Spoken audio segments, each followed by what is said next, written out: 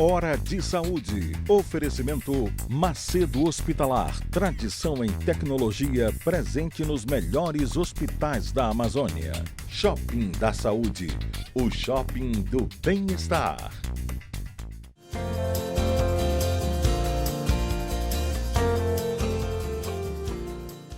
Caros amigos, mais uma vez no nosso programa dominical Hora de Saúde, que é transmitido para todo o estado do Pará pela TV RBA, aqui em Belém, canal 13. E para o mundo inteiro, pela internet, pelo link tvrba.com.br. Todo domingo eu falo, mas é bom falar de novo. Nós temos telespectadores no Canadá, nos Estados Unidos, na Noruega, na Suécia, em Portugal, na Espanha, na França, em Macapá, em São Paulo, no Rio Grande do Sul, ou seja, no mundo inteiro. Tem um amigo meu que nos viu na África do Sul recentemente. Então, e na época da Copa, um outro nos viu na Rússia. Então, pela internet, para o mundo inteiro. E, mais uma vez, com um convidado muito especial. Nós aproveitamos que houve em Belém um simpósio internacional de neonatologia e convidamos as grandes autoridades do país para virem aqui conversar conosco sobre neonatologia, que é novidade, não se falava quase nisso. E aqui, agora, se tornou meu amigo agora, o doutor Felipe Rossi. Felipe Rossi é paulistano, é torcedor do São Paulo. Tá? Depois eu vou discutir com ele sobre isso, que eu era torcedor do São Paulo quando eu morava lá também, na época do Pita. Bom gosto. Um timaço também. Bom tempo. Ele formou na Santa Casa, na Faculdade de Medicina da Santa Casa, fez pediatria no HC, no Instituto da Criança, lá do Hospital de Clínicas da USP, e hoje é um dos responsáveis pelo serviço de neonatologia do Hospital Israelita Albert Einstein. Todo mundo sabe que o Albert Einstein é uma referência, eu sempre falo, é referência mundial, então, do que se faz de melhor no país. E está aqui em Belém porque veio para o Simpósio Internacional de Neonatologia. Ele é uma das nossas maiores autoridades em ventilação mecânica. Esse termo é bonito, ventilação mecânica. Felipe, eu vou lembrar de mim agora, tá? Quando eu saí da residência da escola do Dante Pazanese de cardiologia e fui para a Escola Paulista fazer mestrado, eu era o cara no BIRD, aquele ventilador de pressão, né? Eu tinha tido mais aulas, então eu sabia quase tudo da época de... Então, lá na escola, toda vez que iam ligar um BIRD, era eu que ia. Então, eu estava lembrando disso agora, porque você falou, eu sou o cara da... Você não falou, eu que estou falando, que você é o cara da ventilação. Me fala, primeiro, muito obrigado por ter vindo. Tá? Obrigado. E dentro da neonatologia, a pneumologia ainda é a parte grave, como a gente sempre imagina? E obrigado por ter vindo, tá? Obrigado a vocês pelo convite, é um prazer. Eu vou puxar um pouco para o meu lado, né? Eu sempre gostei muito dessa área de ventilação mecânica, por conta dos professores, né? As pessoas que me influenciaram na minha formação. Certo. O meu mestrado foi nessa área, então eu sempre gostei muito da parte de pulmão dentro da UTI neonatal e UTI pediátrica que eu fiz por algum tempo. E, desculpa, só fazendo uma correção, eu trabalhei bastante tempo no Einstein, atualmente eu sou do corpo clínico e não tenho um cargo tão importante como foi me atribuído. Certo. Mas, voltando na pergunta do pulmão, o pulmão no recém-nascido, particularmente no prematuro, é o que mais leva as crianças para uma UTI neonatal. Então, a maior chance de um recém-nascido parar numa UTI neonatal se deve às causas respiratórias. E no prematuro, em particular, era e ainda é a principal causa de morte.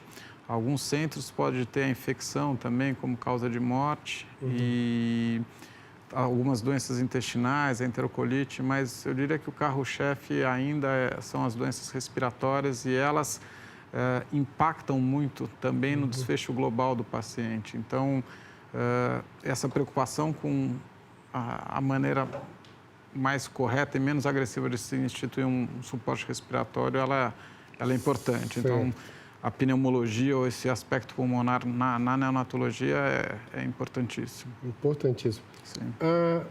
O grande assunto do simpósio internacional que está ocorrendo aqui em Belém é justamente ventilação mecânica, a maneira de não entubar a evolução no tratamento do prematuro e do recém-nato, tentando não entubar, tentando não fazer aquilo que se fazia antigamente. Houve uma quebra de paradigma que não é recente, mas que chegou no dia a dia no mundo agora. Né? Vocês todos falaram, eu ouvi de todos que o professor Ung, que mexe com isso lá da Columbia University, ele mexe com isso desde os anos 80. E, de repente, agora chegou no dia a dia, agora os nossos neonatologistas aqui do Pará estão fazendo cursos no interior para ensinar todo mundo essas novas técnicas e fazendo tudo para utilizar o material que já tem, até baseado em tudo que o Ung fez. Então, me diz uma coisa. Eu vou te fazer primeiro uma pergunta de estatística. Uma vez, há um ano atrás, eu entrevistei aqui uma neonatologista e eu não sabia o quanto era alta a mortalidade de neonatologia no país. Isso é importante? Isso existe mesmo? É tão grande? Está diminuindo? Você que mexe num centro, você está no Einstein. O Einstein tem um monte de correlações estatísticas com o mundo. Aqui em Belém, eu sou o representante do Einstein, tá? O Einstein tem uma política agora. Tem muita gente que vai para o Einstein e quem indica é o amigo, o vizinho, e na hora de voltar para a sua terra, os médicos não têm um médico de referência. Então, eu fui convidado. Eu tive uma aluna aqui que foi gerente lá, a Márcia Macdice.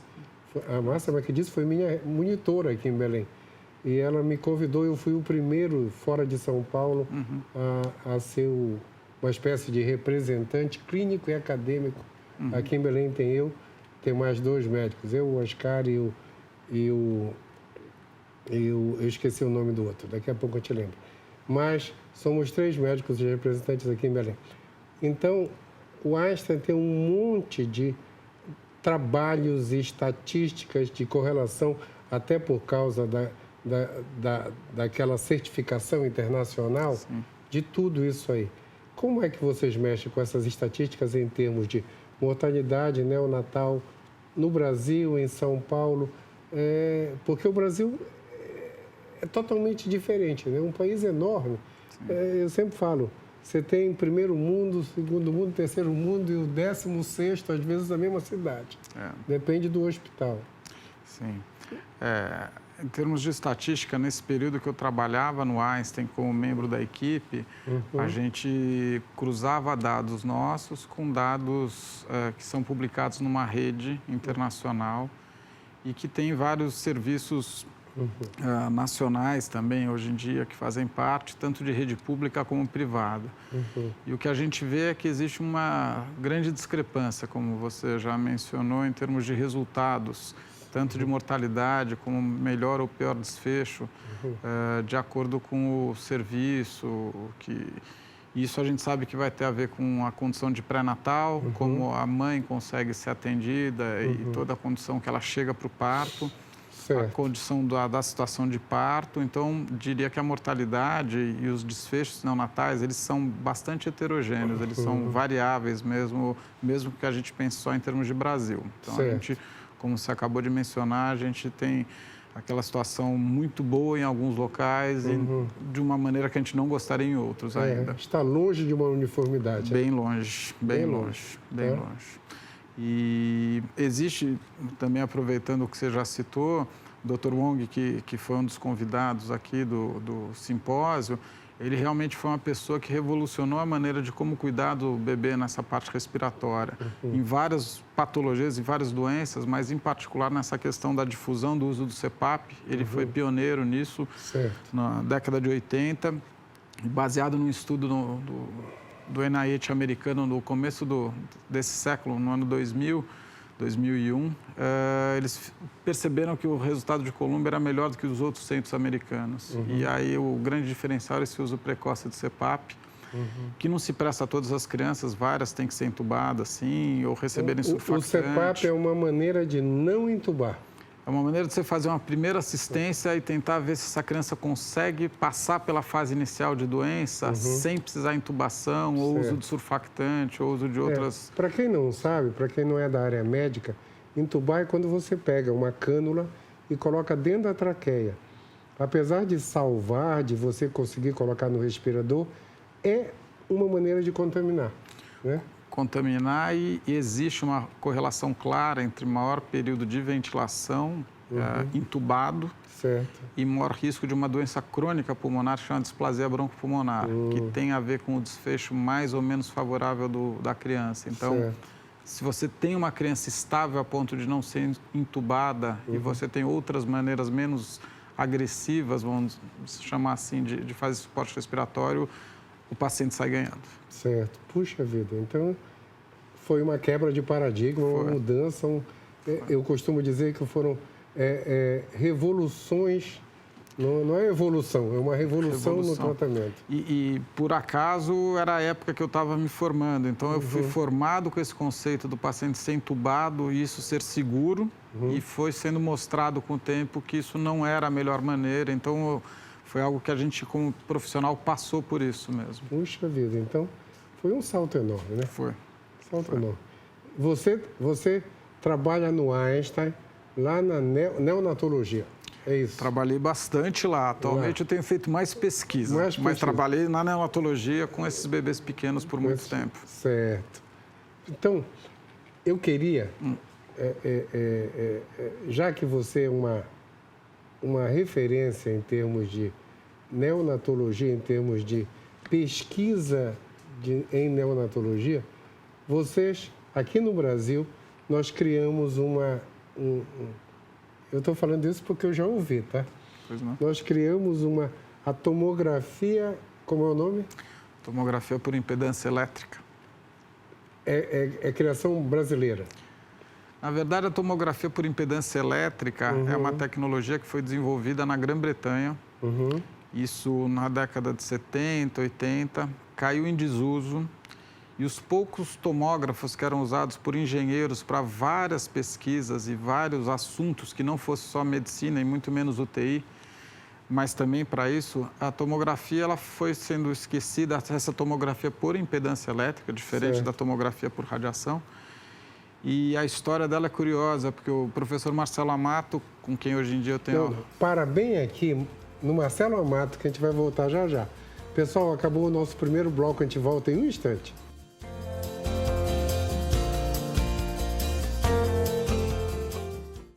Hora de Saúde. Oferecimento Macedo Hospitalar. Tradição em tecnologia presente nos melhores hospitais da Amazônia.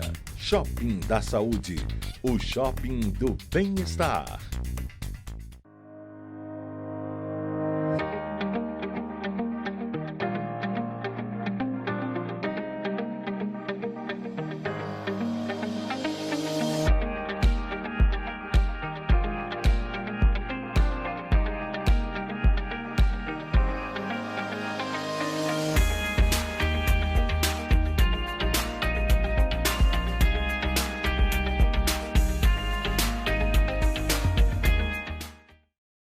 Hora de Saúde. Oferecimento Macedo Hospitalar. Tradição em tecnologia presente nos melhores hospitais da Amazônia. Shopping da Saúde. O shopping do bem-estar.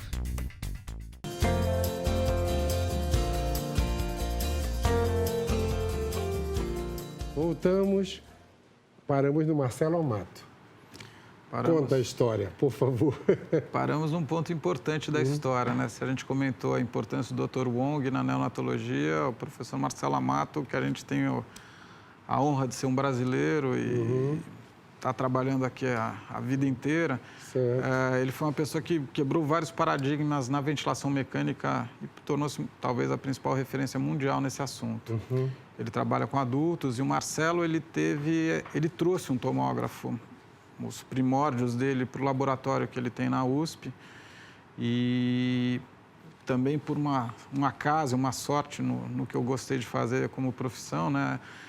Eu acabei fazendo meu mestrado numa sala ao lado da dele e acabei tendo um contato e vi ele desenvolver desse protótipo do tomógrafo de impedância elétrica, o que hoje é um tomógrafo comercial e disponível e utilizado em vários lugares do mundo. Certo. Ele não é a única pessoa e a USP não foi o único local onde a tomografia seguiu progredindo, mas é um dos poucos lugares do mundo. Então, não diria que necessariamente é uma tecnologia exclusivamente nacional, mas o que é desenvolvido aqui no Brasil é feito com as cabeças e mentes e financiado tudo pelo Brasil. Então, é ligada à Universidade de São Paulo, Escola Politécnica, Faculdade de Medicina da USP. Escola Politécnica, Medicina da USP. E há uma empresa, né, que se tornou, o nome é Timpel, né, o nome, não sei se eu posso fazer o nome aqui, mas enfim, a Timpel... Não temos censura ainda. A Timpel se originou da Dixtal, que era uma empresa nacional também. Eu lembro. Os meus eletrocardiógrafos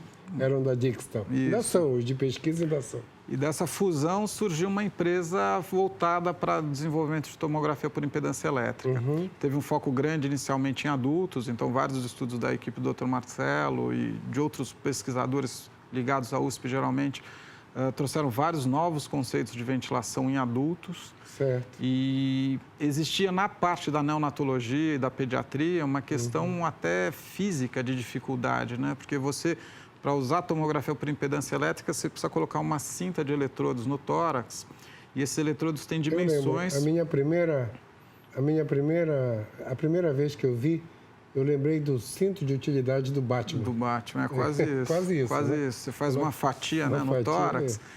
E para fazer isso em bebês pequenos, que às vezes tem 18 centímetros de tórax, 20 centímetros, existe uma questão... tecnológica mesmo, para você conseguir desenvolver sensores que coubessem e fossem capazes de provocar e trazer leitura. Então, isso deu trabalho para vocês? Deu trabalho. Eu participei um pouco dos protótipos iniciais já há alguns anos e atualmente, até eu trouxe aqui, a gente tem uma... Não, eu quero que você mostre para a gente. Uma tecnologia nova, né? Mostra porque saber que isso existe é mega importante. Aqui são sensores de fluxo que a gente usa para colocar no aparelho para a gente ter medidas de mecânica pulmonar ou na máscara quando faz ventilação não invasiva. Certo. Isso também depende de desenvolvimento tecnológico, mas eu acho que uma grande novidade... Peraí, o sensor aqui Você tem um sensor fantástico. E aqui a gente não está com o tomógrafo, né? Isso tudo vai ser ligado no paciente para ele perceber a respiração, o que entra e sai a cada respiração, e isso liga na máquina, dando a entrada de dados respiratórios. E isso é a cinta do bebê, é isso? Isso é uma cinta neonatal. Elas são customizadas em diferentes tamanhos, elas têm letras quando é neonatal, com números, e elas são customizadas de acordo com o tórax do paciente. Então, tem diferentes, você tem que medir o tórax do bebê antes e ver a cinta que você vai precisar usar. Eu não sei acho que aqui você consegue ver, mas tem toda uma tecnologia em termos de blindagem, de material elétrico, isso deu muito trabalho para ser feito. Isso é pesquisa de vocês? É pesquisa, assim, de bancada junto com o apoio de fundações, né, de verba pública também, né, que entra junto da universidade. E aqui, de curiosidade, essas cintas, elas se aderem, né? Então, puxa, se eu sou um tórax de... Você é um bebê, você ganha uma cinta e a gente liga isso daqui... Adere! Isso. Adere, perfeito. Inclusive, na cinta pediátrica adulta, hoje em dia, existe uma coisa que a gente coloca, ela é um pouco diferente, tem um material que se chama adere. Adere. Mas essa cinta, ela cola, ela adere mesmo, como você está vendo. E a ideia é que você tenha uma cinta que faça essa adesão e saia sem estragar a pele. Isso é uma outra dificuldade no bebê prematuro. Certo. A pele deles é super imatura. Então, chegar nisso daqui não foi muito fácil. Não foi. Mas hoje em dia é algo que a gente está começando a ter resultados já de pesquisas. Desde que eu comecei a conversar contigo, eu notei o orgulho de fazer parte da estruturação disso. Né? Eu acho que transparece, né? Transparece. Eu diria que eu tenho orgulho mesmo. Eu acho que foi uma chance grande. Eu acho que a gente tem, às vezes, coisas tão difíceis acontecendo que a gente sabe, né? No nosso país, a gente falou das nossas diferenças de resultado de uma UTI para outra, de um centro para outro. As coisas que são boas também. São boas. E isso é uma coisa fantástica. É interessante. E me fala uma coisa. Em que a impedância elétrica deu um salto?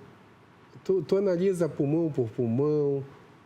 Eu lembro, Felipe, quando eu morava em São Paulo ainda, um colega meu da Escola Paulista, o Ari Andrade, que hoje é professor de clínica médica, é médico lá do Einstein, da clínica médica, o Ari estava desenvolvendo um trabalho que acabou não continuando, que ele fazia ultrassom só de um pulmão.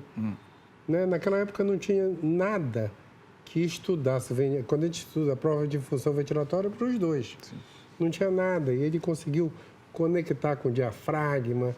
Ele chegou a fazer... Eu cheguei a auxiliá-lo em algumas coisas do trabalho de analisar um pulmão. Mas não foi avante. Ele acabou, acho que abandonou o projeto. E, quando surgiu a tomografia de impedância elétrica, tu pode analisar um pulmão e o outro pulmão. Eu acho que essa diferença também é fantástica em termos de tratamento. Sim. Porque nem sempre os dois estão doentes, né? Sim. Nem sempre os dois. Tu pode ter só de um lado, só do outro. Sim. Então, comenta. Na verdade, a tomografia por impedância elétrica, ela está trazendo uma série de novas leituras e novos entendimentos em conceitos de ventilação mecânica. Então, se a gente for pensar historicamente, do mesmo jeito que você já citou, que a gente aprendia a escutar, e daí você vê que alguém tenta desenvolver um exame, você tem um raio-x, e a gente vai tendo mais dados para chegar a diagnósticos ou hipóteses. Aqui, a gente está vendo o funcionamento em tempo real do sistema respiratório. Então, você está vendo justamente... Tempo real. Tempo real. E sem tirar um paciente que muitas vezes está muito grave do leito. Certo. E sem usar radiação, que na sem pediatria... usar radiação. Na pediatria, em particular, a gente sabe que quanto mais irradiada é uma criança ao longo da vida, maior a chance dela ter algum problema de câncer, doença oncológica futura. Então, também esse aspecto, na pediatria em particular, tem um impacto importante. Muito importante. E, voltando aqui, o uso da tomografia tem mostrado uma série de mecanismos de autolesão pulmonar, por exemplo, um mecanismo, o nome é diferente, chama Pendeluft, foi descrito recentemente em adultos e em breve a gente vai ter uma descrição pediátrica nisso. Autoagressão pulmonar. Sim. O paciente que faz muito esforço respiratório, hoje em dia a gente usa muita ventilação não invasiva, como você colocou, o uso do CPAP, tentar não entubar o doente. Mesmo o doente entubado ou em CPAP, quando ele faz uma respiração espontânea, ele pode respirar ao longo do ciclo, independente da máquina. Se ele faz muita força, o diafragma dele faz muita força para jogar ar para dentro do pulmão, ele pode lesar esse pulmão. Então, peraí. Fala de novo. O próprio doente consegue lesar ainda mais o pulmão dele pelo movimento diafragmático. Quando o diafragma vai para baixo, que é para o pulmão expandir, tu pode lesar o pulmão que nessa altura está doente, inflamado. Isso, e o uso da tomografia foi capaz de demonstrar qual o mecanismo que gera essa lesão, e vários estudos em adultos mostram que você, otimizando o uso do teu respirador, do teu suporte ventilatório à beira-leito, você minimiza esse efeito. Então, você não tem como ver isso de nenhuma outra maneira. O ultrassom, por você citado, é uma maneira não invasiva, também à beira do leito, que você não tira o paciente, mas talvez eles um dia possam ser, inclusive, complementares, mas algumas coisas que a tomografia faz hoje em dia, acho que vai ser uma tecnologia que veio para mostrar um monte de caminhos que a gente não conhecia. Que a gente não tinha, com certeza. Não conhecia. Não, eu sou um cardiologista, eu fiquei... Então você vai ficar impressionado. Eu fiquei... Ainda mais. Quando a gente bota o tomógrafo, a gente coloca um sensor de eletrocardiograma no paciente. E a tomografia por impedância elétrica, ela faz a leitura de acordo com a dificuldade da eletricidade passar no tórax. Certo. Quando você faz essa monitorização colocando o eletro junto, o eletrocardiograma, o sensor, você consegue ver a parte de perfusão. Então, você consegue fazer perfusão pulmonar, você consegue ver, vai conseguir fazer várias imagens cardiológicas também. Perfusão cardíaca. Aquilo que a gente queria aprender com PET, com cintilografia, com tudo, em breve você vai usar aqui em Belém, imagino eu, não vai tardar. Não, com certeza. Tu sabe que quem patrocina aqui o programa é o Macedo da Macedo Hospitalar. E ele que está na ponta com essas coisas. Eu aprendo com ele. De vez tudo que chega em alta tecnologia, ele tem um auditório lá na empresa dele, nos convida e dá uma aula. Né? Ele tem uns técnicos que dão... Eu conheço a tomografia de impedância elétrica por uma aula do Rodrigo, técnico do Macedo. Mas esse comentário que tu está fazendo da autolesão pulmonar pelo indivíduo que só conseguiu descobrir isso, quer dizer, imagina, isso era uma doença que existe desde o começo, sim, mas que conseguiu descobrir só com a impedância elétrica. É um trabalho que foi feito com a participação do professor Marcelo Amato, o primeiro autor é um japonês, certo, Takeshi Yoshida, e foi replicado isso aí em animais e em seres humanos, foi visto que isso existe e agora a gente está vendo que isso acontece também em pediatria. E possivelmente nos bebês menores, mas em bebê menor a gente ainda não demonstrou, em pediatria sim. Com certeza. Felipe, primeiro, puxa vida, você deu uma informação, a tomo de impedância elétrica chegou para ficar, igual o WhatsApp. Chegou para ficar, não tem jeito. E made in Brasil. Made in Brasil. Fantástico isso aí.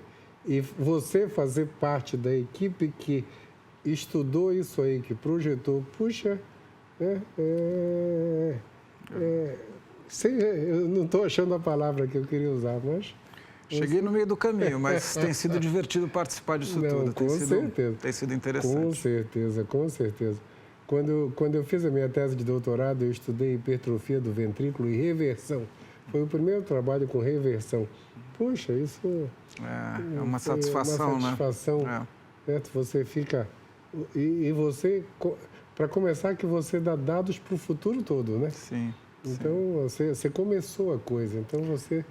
É tipo o trabalho do Einstein, vai ser citado eternamente. E eu acho que, às vezes, a gente está em aula, às vezes usava uma imagem daquele Buzz Lightyear, que era o futuro ao infinito e além. Né? É um pouco assim. Eu acho que a gente está nesse momento. Com certeza. Felipe, como o nosso tempo acabou, tuas considerações finais. Olha...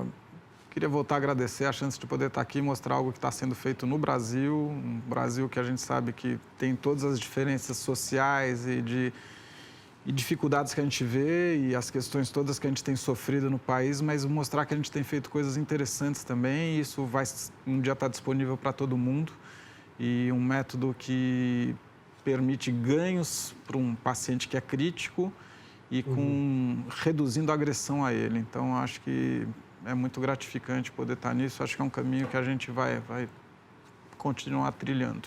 Com certeza. Vicente Amato foi o cara nessa área, né? Marcelo Amato. Marcelo Amato. Estou trocando com você. Os Amatos são vários. São vários.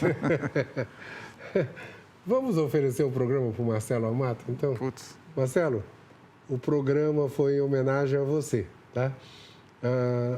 Dedicamos o programa a você. Alguém precisa receber o programa. Então, a você, Marcelo Amato, a nossa lenda aqui que mexeu com essa parte de impedância elétrica e mudou o mundo. Né? Tá uma mudança de mundo, mudou o mundo. Pessoal, nosso tempo acabou, uma semana iluminada para todos e até domingo próximo. Hora de Saúde. Oferecimento Macedo Hospitalar. Tradição em tecnologia presente nos melhores hospitais da Amazônia. Shopping da Saúde. O shopping do bem-estar.